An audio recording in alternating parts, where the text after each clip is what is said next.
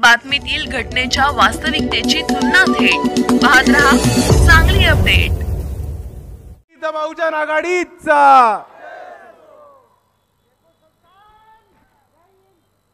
सर्वात प्रथम समतेचे विचार रुजवणाऱ्या सर्व महामानवांना त्रिवार अभिवादन करतो आणि इथे स्टेजवरती उपस्थित आपल्या समोर ज्यांनी त्यांचं मार्गदर्शन ठेवलं असे विज्ञान माने दादा, अल्लाउद्दीन खिलजी साहेब, सांगलीचे आपले लाडके उमेदवार काझी, तसेच वंचित बहुजन आघाडीचे सोमनाथ साळुंके सर, महावीर कांबळे साहेब, राजू साहेब, नितीन साहेब, प्रमोद दादा आणि संदीप दादा, तसेच इथे उपस्थित वंचित बहुजन आघाडीचे तमाम पदाधिकारी, माझ्या माता भगिनी आणि या चळवळीतले तरुण युवा तडफदार बांधव, तुम्हा सर्वांना माझा जय जिजाऊ, जय शिवराय, जय ज्योती, जय क्रांती, जय लहूजी, जय मल्हार, अस्सलाम वालेकुम रहमतुल्लाही बरकातू आणि जय भीम। मित्रांनो, आपल्याला नक्की माहिती आहे की आपल्या इकडची राजकीय परिस्थिती काय। आपण जर लोकसभेचा अभ्यास केला 2019चा आणि 2024चा तर आपल्याला कळेल की एक कोणतरी दादा होते, त्यांचा 2019 मध्ये पराभव झाला कारण ते आपल्या विरोधात गेले। हे त्यांचे शब्द आहेत, माझे नाही। आणि 2024 मध्ये त्यांचा विजय का झाला? कारण वंचित बहुजन आघाडी त्यांच्या पाठीमागे होती।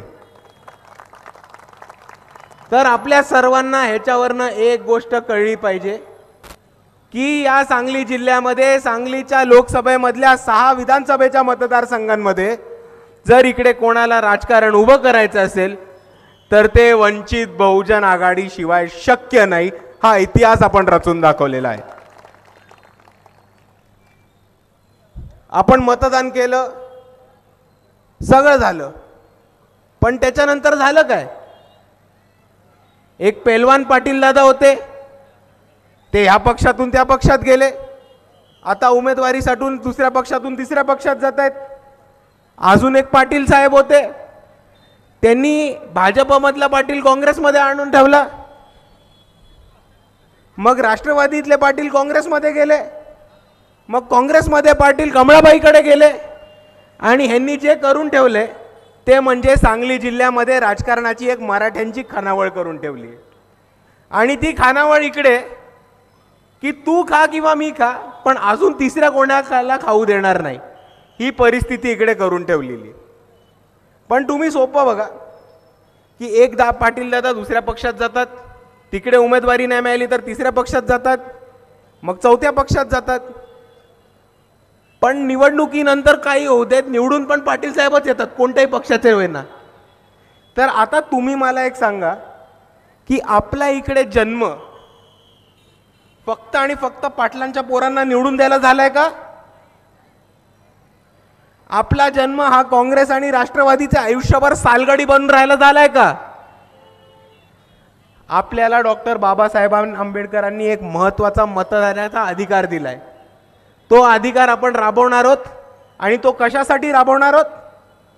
तर आपल्या स्वतःच्या हक्काचे, आपल्या विचारधाराचे आणि जे स्वतःच्या समाजासाठी उभे राहतील अशा लोकांना निवडून देण्यासाठी। मित्रांनो, एक सोपी गोष्ट समजून घ्या की वंचित बहुजन आघाडीची संकल्पना एक खूप सोप्या प्रश्नापासून सुरुवात झालेली की इकडे असे बहुतांश लोक आहेत, दलित आहेत, मुसलमान आहेत, आदिवासी आहेत, बहुजन आहेत, अल्पसंख्याक आहेत, अनुसूचित जातीचे लोक आहेत, भटके विमुक्त आहेत, बौद्ध आहेत। या सर्वांना आतापर्यंत लोकशाही फक्त मतदानातूनच मिळालेली आहे। ह्यांना लोकशाही म्हणजे काय? तर ह्यांना लोकशाही म्हणजे एवढंच माहिती आहे की पंजा 1000 देते आणि कमलाबाई 1000 बरोबर एक बाटली देते। पण ह्या लोकांना आतापर्यंत कधी सत्तेचे दार उघडलेच नव्हते।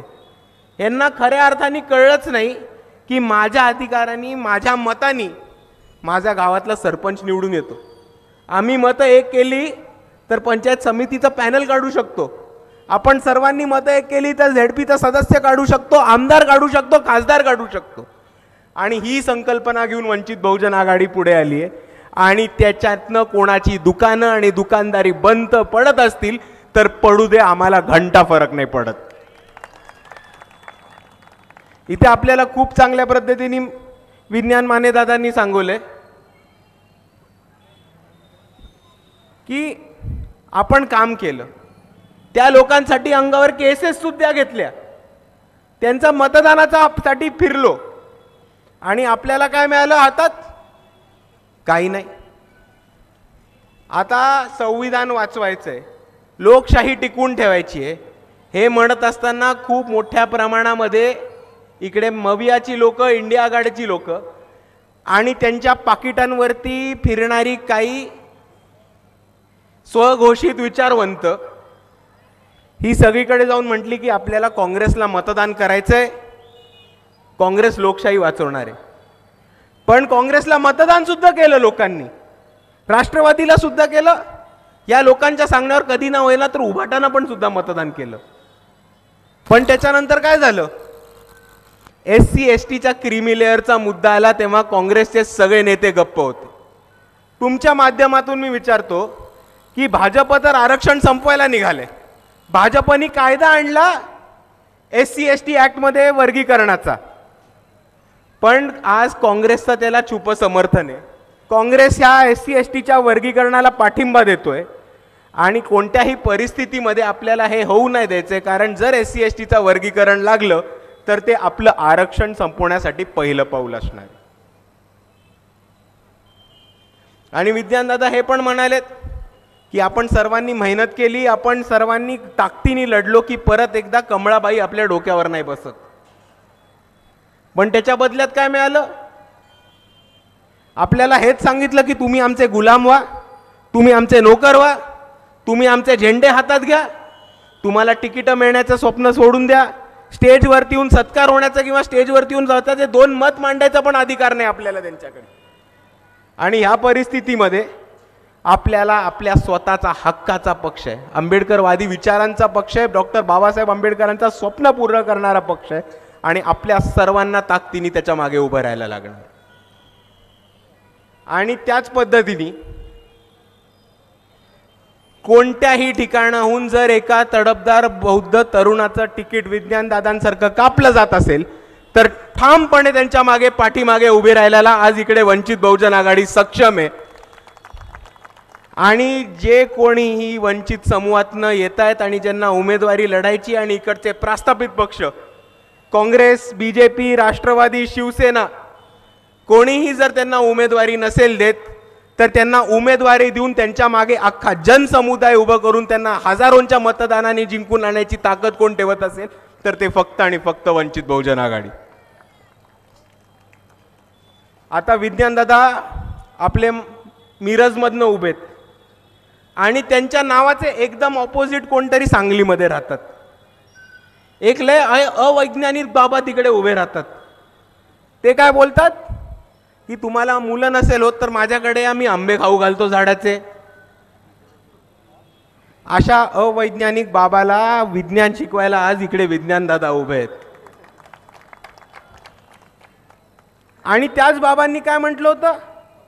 क्या बोला था उन्होंने कि सांगली में टीपू सुल्तान महाराज की जयंती नहीं होने देंगे, कि सांगली में टीपू सुल्तान महाराज का फोटो नहीं लगने देंगे. उसी सांगली में उन्हीं के नाक के नीचे वंचित बहुजन आघाड़ी ने टीपू सुल्तान की जयंती साजरी की और उसको हजारों लोग उपस्थित थे.